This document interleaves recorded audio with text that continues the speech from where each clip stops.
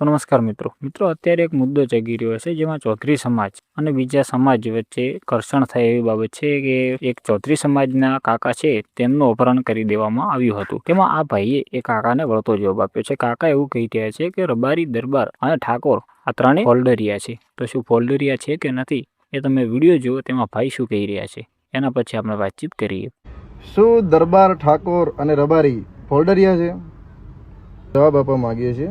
આજથી 2 મહિના પહેલાં એક 2 મહિનાની ગાય માતાની વાછરડી સાથે દુષ્કર્મ આચરવામાં આવ્યું હતું। કઈ સમાજ હતી, શું સમાજ હતી, તમને ખબર જ હશે।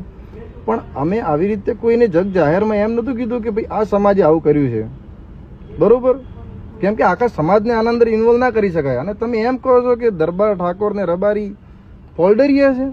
તમારા સાથે જેમને જે કર્યું હોય એ તમે કહી શકો છો, સમાજને વચમાં તમે કેમ લઈ શકો છો? બીજું તમે એમ કહો છો કે દેવ દરબાર જાગીર મઠના જે બળદેવનાથ છે એમણે તમારા સાથે ખોટું કર્યું છે, ના કર્યું છે। તમારા જોડે આના વિડીયો હોવા જોઈએ। ચલો ના હોય વિડીયો તો પણ તમે એવી રીતે ખોટી રીતે તમે એમ ના કહી શકો કે એમણે જ કરાવ્યું છે, એમણે જ કરાવ્યું છે। એવું તમે તમારી રીતે ના કહી શકો। એ યોગ્ય એક તપાસનો વિષય છે કાકા।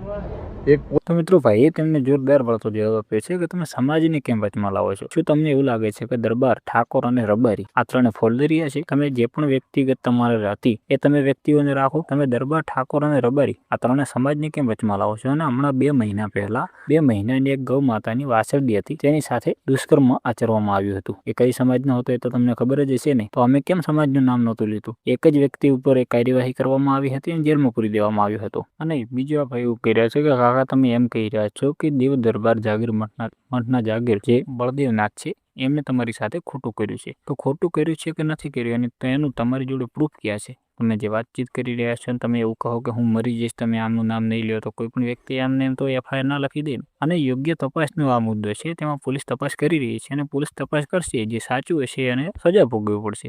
તો તમે કેમ ખોટા આ બધા વિવાદો ફેલાવી રહ્યા છો અને સમાજને તમે વચમાં કેમ લાવો છો? તો મિત્રો આ ભાઈએ જે પણ વાત કરી, જે કાકાને વળતો જવાબ આપ્યો છે, તેના ઉપર તમારું શું કહેવું છે એ તમે જરૂરથી કોમેન્ટ બોક્સમાં લખી દેજો। અને જો તમે આપણી ચેનલમાં નવા આવ્યા હો તો ચેનલને સબસ્ક્રાઇબ કરી દેજો અને વિડીયોને લાઇક કરી દેજો।